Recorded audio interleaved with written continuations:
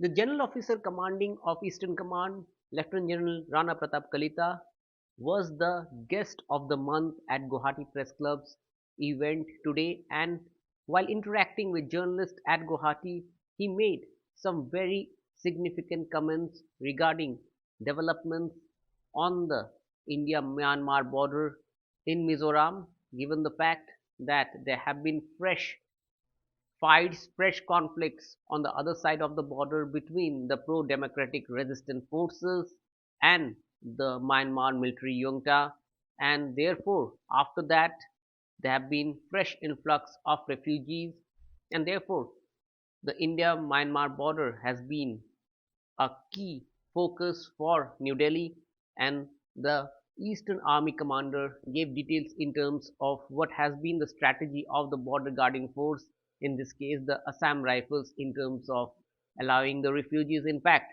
there have been at least 60 Myanmar Army personnel who illegally crossed over. They were detained, their weapons were taken away from them, and their identity established, and then they were taken to More in Manipur, where they were handed over to Myanmar authorities.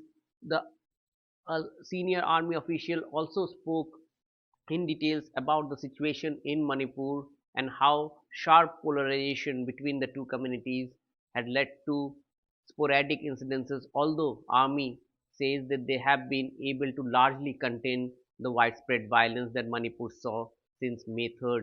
Let's listen into what the General Officer Commanding of Eastern Command, Lieutenant General R.P. Kalita, had to say.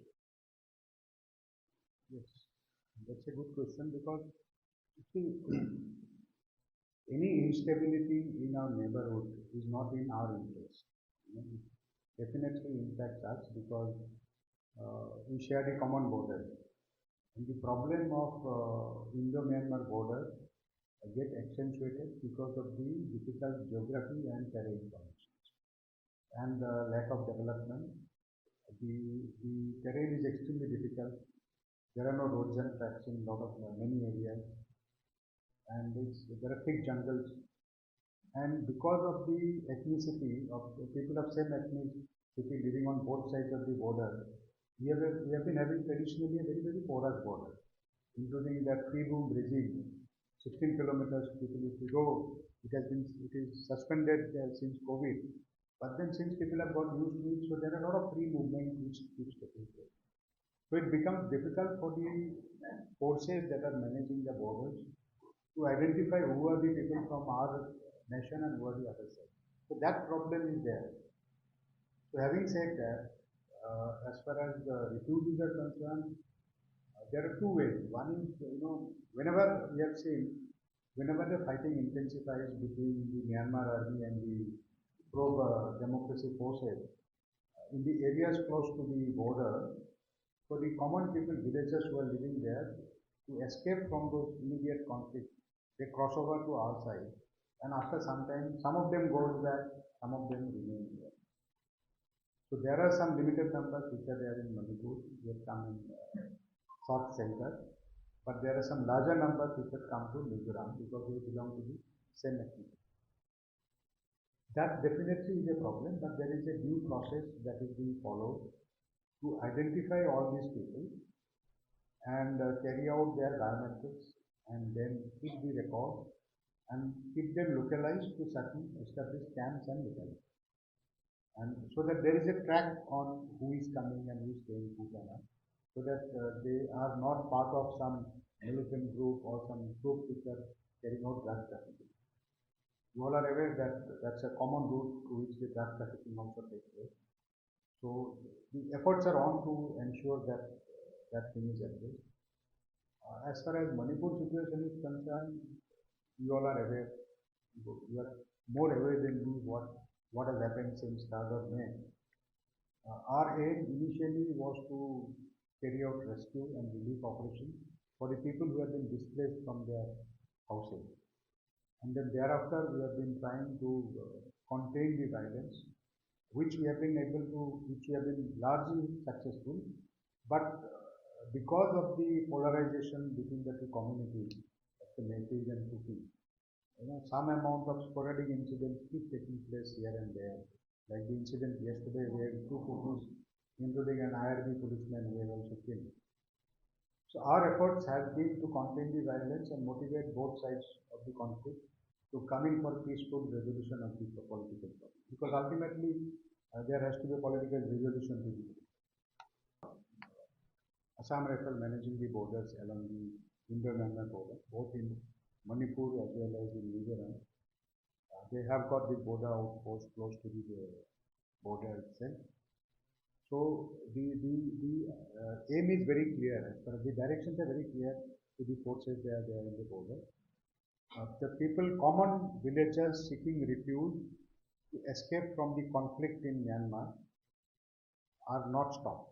They are allowed to come in, and there is a process which is followed in consultation with the local police and the state government of keeping a records of their details and all, including biometrics. And then thereafter, when they are ready, they are sent back. And but while doing that, we have the directions are very clear that no armed cadres will be allowed to come. So any armed people who are trying to get inside are addressed in an appropriate manner. They are not allowed to come. And even you would have seen that recently, if you see you will have been covering that news. There has been a lot of recovery of drugs as well of the people who are coming in. So the people with all these contraband items as well as the arms. So that there is a definite check, and anybody who has been caught has been handed over to the police. It's a difficult operation, but that's what I think we all are trained for. Those are challenges which we have to address. So, let me also admit here that our junior leadership and the men on ground are doing a tremendous job as far as all these activities are concerned. So we are giving shelter to anybody who is seeking refuge, whether it's a common villager or the Myanmar Army or Myanmar Police. And there is a due process that is followed. Whenever they want to come in, the weapons are separated obviously. And then thereafter there is a proper identification which is carried out so that the undesirable elements are segregated. And then thereafter we get in touch with to the MEA, to the embassy, and then and generally what we have been following is all the Myanmar Army and police personnel, security forces of Myanmar. They are being taken to More, and then thereafter they are being handed over to their campus. So that's the process which is being followed. So that a detailed screening is carried out whenever any population comes in to segregate them into various segments, and so appropriate action is taken as per their identity. What has happened is there has been some traditional, legacy issues between the communities which live in Manipur. Earlier also there had been conflict between the Kukis and the Nagas in 90s, and where almost 1,000 people had got killed. So what has happened now is both the communities have got completely polarized. So though the level of violence has come down, you all are aware that more than 5,000 weapons were taken away from various police posts, security police stations and all, out of which only about 1,500 weapons were recovered. So around 44,000 weapons are still out. So till the time these weapons are still out among the society, so this sort of sporadic violent activities will continue.